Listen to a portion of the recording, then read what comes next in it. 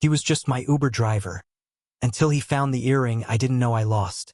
I've always believed that life has a strange way of surprising us when we least expect it. Sometimes the most ordinary encounters, ones you don't even think twice about, end up becoming the chapters you replay in your head over and over. That night was supposed to be nothing special. Just another Friday in the city. I had gone out with a group of friends to celebrate someone's promotion. Loud music, crowded bar, overpriced cocktails, the usual. I wasn't looking for anything that night. I wasn't dressed to impress, and I wasn't in the mood to meet anyone new. I just wanted to drink a little, laugh a little, and forget how lonely my apartment felt when I came home to it. I remember slipping my small silver earrings on before heading out. They weren't expensive, but they were my favorite pair. They'd been a gift from my mother, something she gave me before I left home for good. She said they would bring me luck, that they'd be a reminder of where I came from. I didn't think much of it back then, but those earrings carried a kind of quiet comfort for me, like a piece of home I could always wear. By the time the night wound down, I was exhausted. My friends kept ordering shots, laughing at nothing, their faces flushed with alcohol and sweat. I knew I had hit my limit. I slipped away quietly, fumbling for my phone to order an Uber. The app pinged back with a name I didn't recognize, Daniel. He was 2 minutes away. The car pulled up, headlights cutting through the dark, and I slid into the back seat with a sigh. "Good night," he asked, his voice low and warm. I glanced up, surprised he'd spoken. Most drivers kept to themselves, but there was something disarming in his tone. Not forced, not cheerful in the way customer service voices always are. Just curious. "Yeah," I said, though it came out more like a lie than the truth. "Long night." He chuckled softly like he already knew. "I can tell." I studied him through the rearview mirror. Dark hair, clean-shaven, eyes that caught the reflection of the streetlights just enough for me to notice they were hazel. His hands rested easy on the wheel, like he wasn't in a rush. Like driving strangers around the city at 2 a.m. wasn't the kind of job that drained him. We didn't talk much more than that. Just small comments here and there about the traffic, the weather, the kind of meaningless filler that doesn't stick in your memory. I leaned against the window, half drifting, letting the city blur past in streaks of neon and shadow. By the time we pulled up in front of my building, I was half asleep. I mumbled a thank you, stumbled out of the car, and barely made it up to my apartment before collapsing on the bed fully clothed. I didn't realize until the next morning that one of my earrings was gone. I tore the place apart looking for it. Checked the sheets, the bathroom floor, the pockets of my jeans. Nothing. My chest tightened in a way that felt ridiculous for something so small. But that earring wasn't just jewelry. It was memory. It was my mom's voice telling me to be brave, to be myself. Losing it felt like losing more than just metal and shine. I retraced my steps in my head. The bar was too dark, too crowded. Could have fallen anywhere. Could be lying in the gutter outside, or crushed under someone's heel on the dance floor. I told myself it was hopeless. And then 2 days later I got a message. It wasn't from a friend. It wasn't from work. It was a notification from the Uber app. "Your driver Daniel has reported a lost item." My heart skipped. I clicked through, hardly daring to breathe. There it was. A photo attached. My silver earring, sitting in the palm of someone's hand. I stared at the screen for a long time, like maybe I was imagining it. Like maybe the universe had decided, just this once, to be kind. I confirmed it was mine, and the app connected me with Daniel directly to arrange a pickup. His message was simple. "Glad I found it. Do you want to meet somewhere? Or should I drop it off?" I typed back quickly, "I can come to you, wherever's easiest." We agreed on a small cafe not far from my neighborhood. Neutral ground. Public enough to not feel strange, but quiet enough for a handoff. I kept telling myself it was just an errand, just picking up something I'd lost. Nothing more. But as I walked toward that cafe, my chest buzzed with a nervousness I couldn't explain. He was already there when I arrived, sitting at an outdoor table with a coffee in front of him. He looked different in the daylight, less shadowed, less mysterious. Jeans, a plain white shirt, sleeves pushed up to his elbows. Ordinary. but somehow not. When he saw me, he smiled. Not wide, not forced. Just soft. Like he'd been waiting. You must be… He hesitated, as if catching himself before saying my name. The earring guy. I laughed. Embarrassed. Yeah, that's me. He reached into his pocket and pulled out the tiny silver piece, holding it out to me carefully, like it was fragile. I found it in the back seat. Figured it had to mean something. I took it from him, fingers brushing his just for a second. It does. More than you know. Thank you. For a moment we just stood there, the silence stretching. It wasn't awkward. It wasn't empty. Felt charged. Do you want to sit? He asked, gesturing to the chair across from him. I should have said no. I should have made some excuse, taken my earring, and walked away. But instead I nodded. I sat down. And just like that, something ordinary began to shift into something else. We sat there longer than I expected. Two near strangers sharing a table like we'd planned it all along. He had already ordered his coffee, black with just a touch of sugar. I wasn't much of a coffee person, but I ordered one anyway, partly so I wouldn't look like I was in a hurry to leave. For a few minutes we made small talk. Where I lived, what I did for work. He asked questions that were simple, but the way he listened made them feel bigger somehow. Like he wasn't just asking because he felt obligated, but because he genuinely wanted to know. He told me he drove Uber part-time, mostly on weekends and late nights. During the week, he worked at a small local bookstore. Something about that detail made me smile. It suited him. I couldn't picture him in a cubicle, staring at spreadsheets. I could picture him surrounded by shelves, by stories. I found myself telling him things I didn't usually say to people I'd just met. How I moved to the city after college, how I still sometimes felt out of place here, how the city was loud and busy but could also feel incredibly lonely. He didn't flinch at my honesty. He just nodded slowly like he understood. Yeah, he said softly, stirring the last bit of sugar into his cup. Lonely can sneak up on you, even in a crowd. That line hit me harder than it should have. I wondered what kind of loneliness he carried, but I didn't ask. The conversation flowed easier after that. We talked about favorite movies, favorite music, the kind of trivial things that usually skim the surface but somehow felt deeper here. He had a dry sense of humor, the kind that caught you off guard. Every time he smiled, I felt this strange warmth blooming in my chest. Time slipped by without me noticing. What was supposed to be a quick pickup stretched into nearly 2 hours. At one point, he leaned back in his chair, looking at me with this quiet curiosity. You're not like most people I pick up. I raised an eyebrow. How so? You don't try to fill the silence with noise. You actually sit in it. It's rare. I didn't know what to say to that. My instinct was to deflect, make a joke. But instead, I just held his gaze and said, maybe I was waiting for the right person to break the silence. He didn't answer right away. He just looked at me, something unreadable flickering in his eyes, before he smiled again. Smaller this time, almost shy.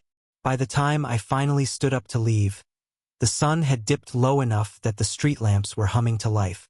Thanks again, I said, holding the earring in my palm like it was newly precious. Of course, he said. I'm just glad it found its way back to you. I hesitated then, lingering. My feet wanted to move, but my chest wanted to stay.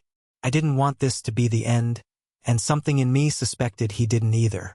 So before I could overthink it, I asked, do you come to this cafe often? Sometimes, he said, tilting his head slightly. Why? Maybe we could run into each other here again. His smile widened. I'd like that. The following week, I kept replaying that cafe meeting in my head. The way his eyes softened when he laughed. The way he seemed to listen without judgment. I told myself it was nothing. Just a chance connection. Just gratitude for a small kindness. But when Friday night rolled around again, I found myself walking toward that cafe, heart pounding in a way I couldn't explain. And there he was, as if it had been planned, though we'd never set a date. Sitting at the same table, a book open in his hands this time. When he saw me, he closed it gently, his expression shifting into that same quiet smile. You made it, he said. I wasn't sure if you'd be here. I admitted. Guess we were both hoping for the same thing. That became our ritual. Friday evenings at the cafe. Sometimes we talked for hours. Sometimes we just sat in comfortable silence, sipping coffee and watching people pass by. It was strange how natural it felt, like I hadn't been waiting my whole life for this. But somehow, I had. I didn't label it at first. I didn't want to. Maybe I was afraid of naming it, afraid of what that would mean. But every time he leaned closer to tell me something, every time his hand brushed against mine by accident, or maybe not by accident, I felt myself unraveling in ways I couldn't control. One night it rained. The cafe was too crowded, people huddling inside to escape the downpour. So we sat under the awning outside, water dripping rhythmically around us. He looked at me then, really looked, like he was trying to memorize my face. And before I could stop myself, I whispered, "I'm glad you found my earring." He chuckled, shaking his head. "I think I found more than that." The words hung between us, heavy and light all at once. My breath caught.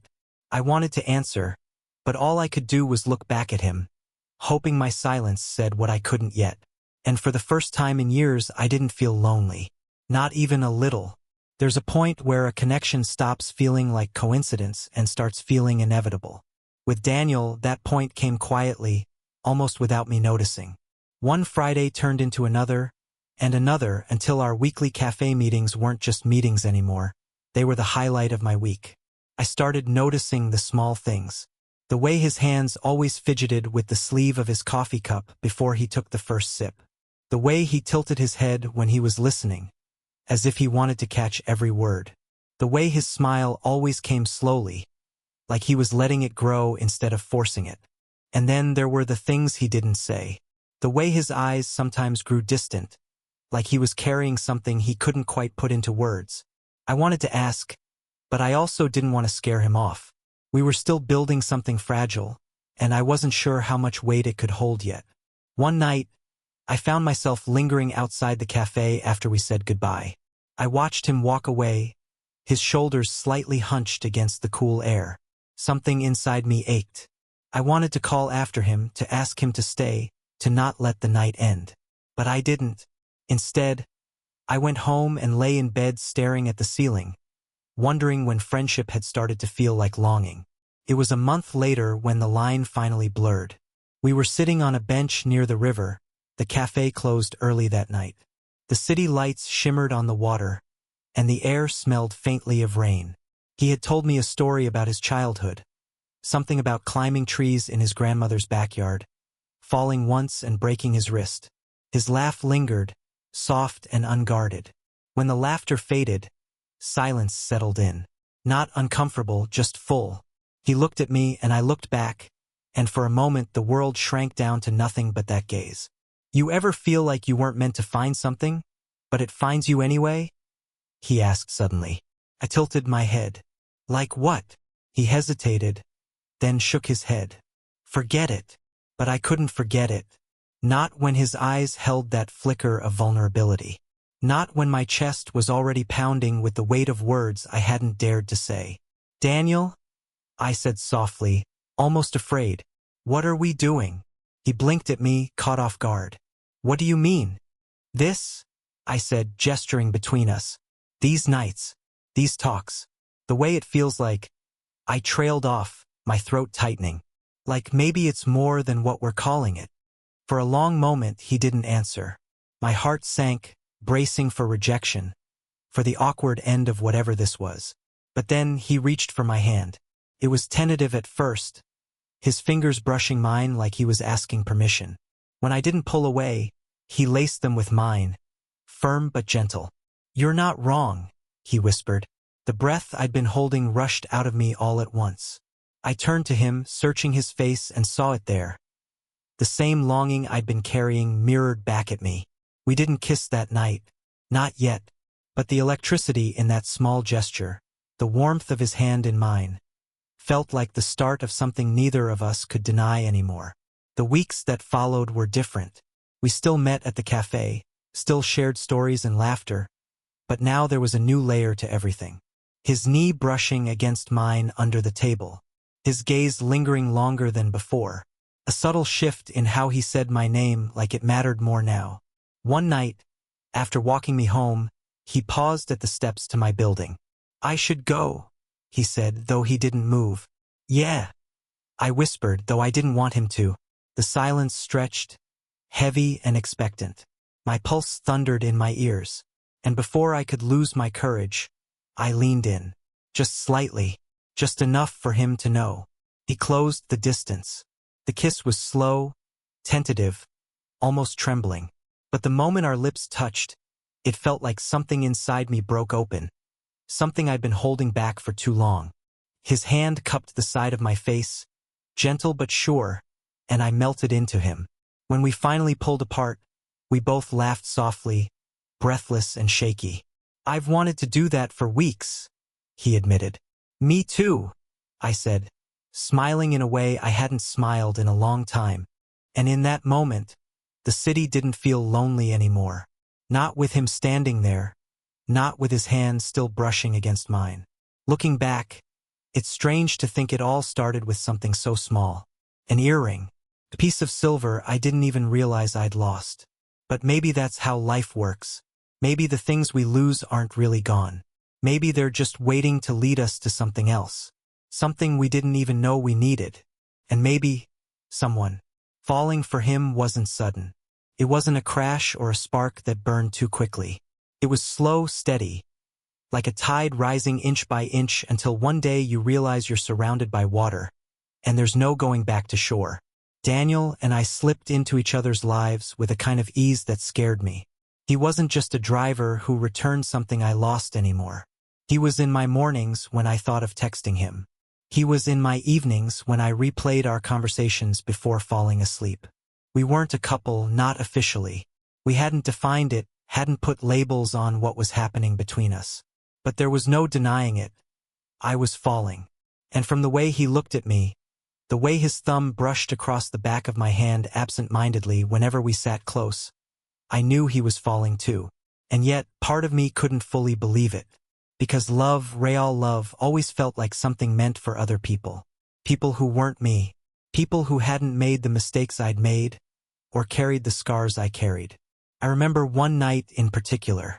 We were lying on the grass in the park, staring up at a sky blurred by city lights. He was telling me about his dreams of one day owning a small bookstore of his own. Somewhere quiet, somewhere he could build a life.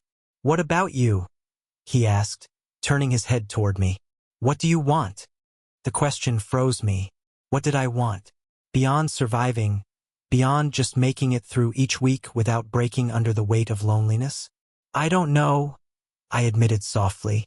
"I guess I just want to feel like I belong somewhere, with someone." His hand found mine in the dark. "Maybe you already do." The words hit me harder than I expected. And for a moment I let myself believe him. But life has a way of testing the things we try to hold on to. Started small. A missed Friday at the cafe because he had to cover a shift at the bookstore. Then another because he was helping his sister move. Perfectly reasonable excuses, but I still felt the ache of absence. When we did see each other, he seemed distracted sometimes. His phone buzzing with messages he didn't answer in front of me. His gaze drifting when I spoke, only to snap back with an apologetic smile. I told myself not to overthink it, that this was normal, that life got in the way sometimes. But the old voice in my head, the one that told me love wasn't for me, that had always slipped away, started to whisper again.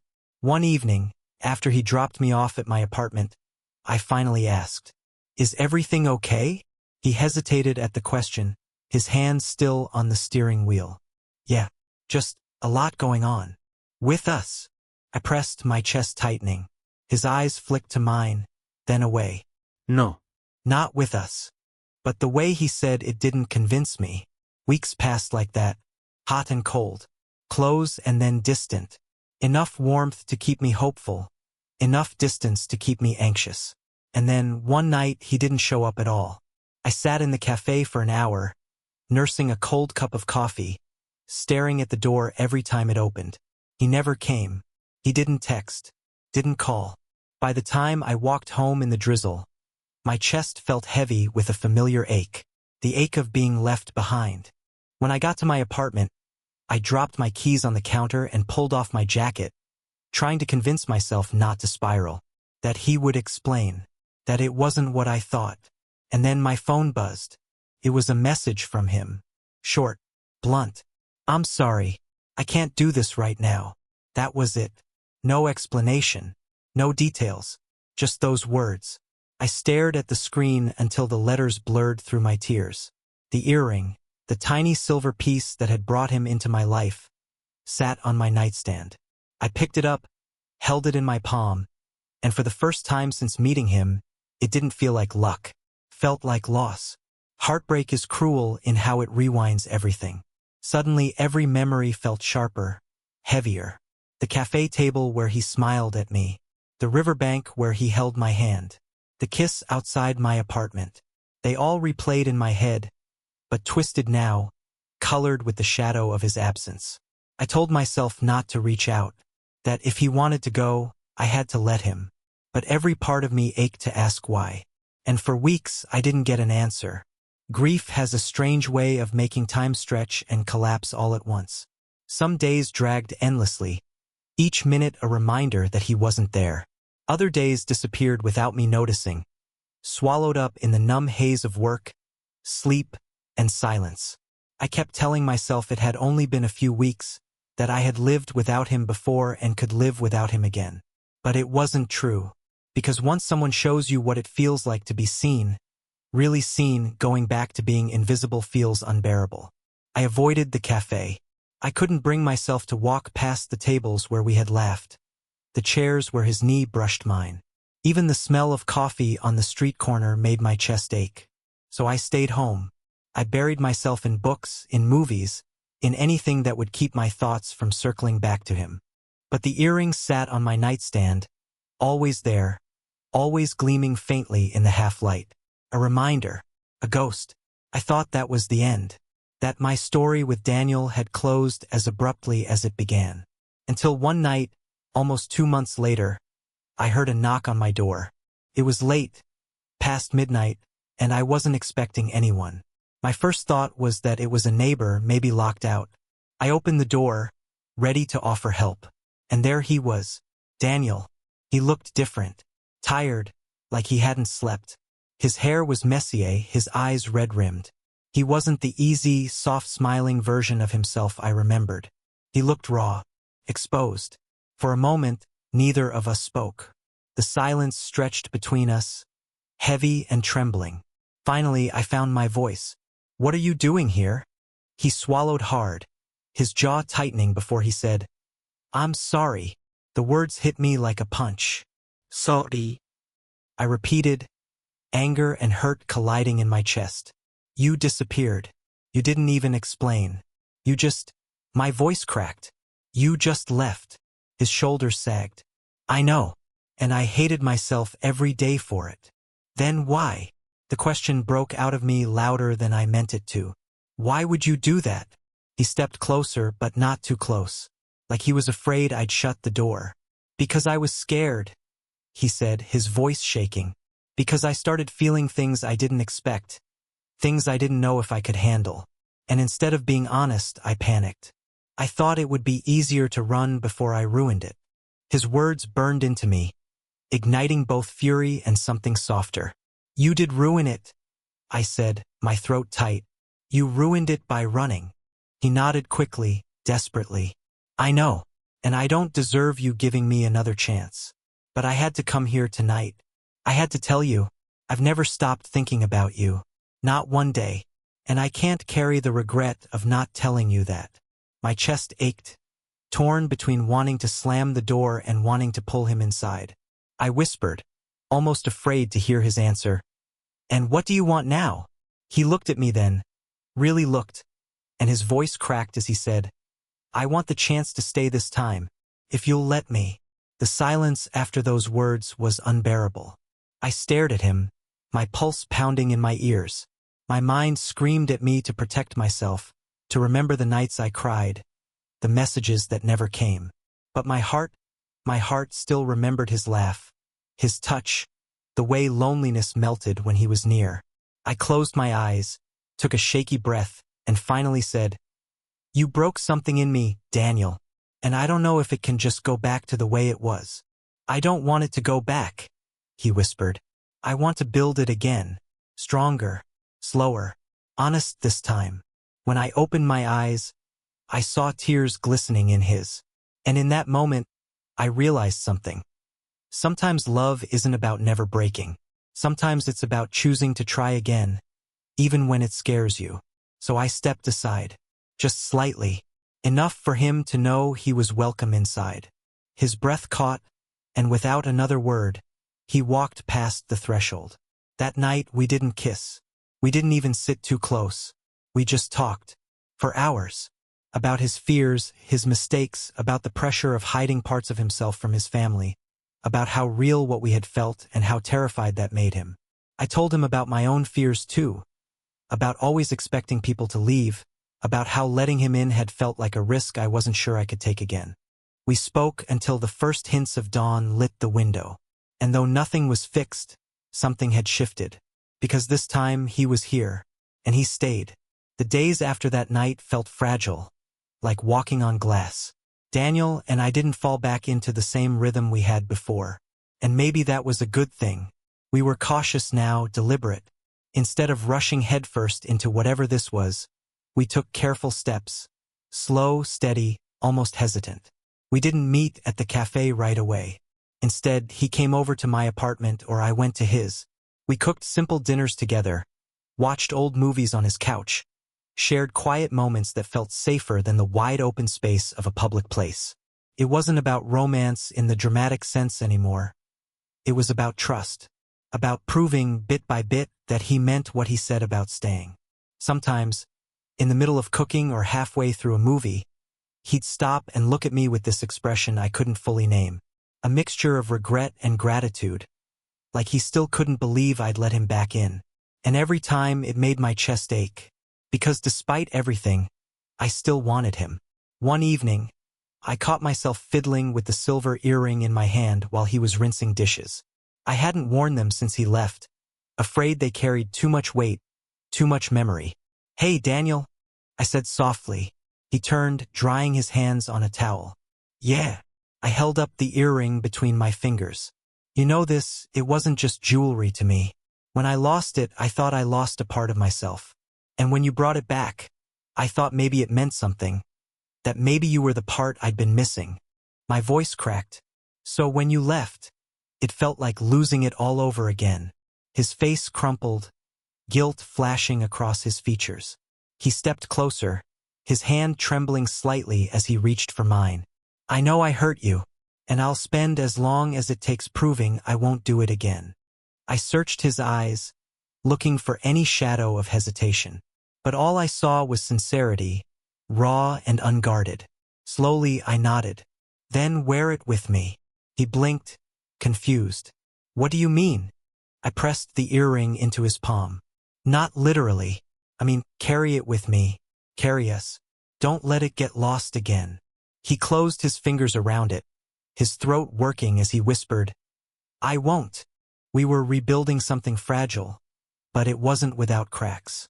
There were nights when doubt crept back in, when he grew quiet and I wondered if distance was returning, when I caught myself replaying his sudden disappearance like a wound that refused to heal. But instead of running this time, he stayed. He answered my questions honestly, even when the answers weren't easy. He admitted when he was scared, when he didn't know what the future held. And I realized that love isn't about being fearless. It's about being willing to show up despite the fear. One night, weeks later, he finally told me the truth of why he left. "My family," he said, his voice low, "they don't know about me. Not really. I've dated women before because it was easier, safer. But with you, it wasn't pretend. It was real. And that terrified me. I didn't know how to carry it while still hiding from them." I listened, my chest tight. "And now," he met my gaze steady this time, "now I know I can't keep hiding. Not if it means losing you." The weight of those words settled over us, heavy but hopeful. I didn't know what his family would say, what battles lay ahead. But I knew this, he wasn't running anymore. and neither was I. The night he first told me he loved me wasn't grand or cinematic. It was quiet, almost accidental. We were sitting on his couch, the glow of the TV washing over us, his head resting against my shoulder. I made some dumb joke about the movie, and he laughed, shaking his head. Then, in a voice so soft I almost didn't catch it, he murmured, "God, I love you." The words hung in the air, and he froze, realizing what he'd just said. My heart stopped, then surged, then settled into something steady, something sure. I tilted his face toward mine and whispered back, "I love you too." We kissed then, not tentative this time, not trembling. It was sure, certain, the kind of kiss that says this is where I belong. And for the first time in a long time, I believed it. Looking back now, it still amazes me how something as small as an earring could change everything. How a lost piece of silver led me to a man who, despite all the fear and the heartbreak, became the place I finally found home. Maybe that's what love is: messy, imperfect, fragile. Something you lose and find again and again. Something you choose even when it scares you. And maybe the luck my mother promised me wasn't in the earring itself. Maybe it was in the path it led me down. To him. To us.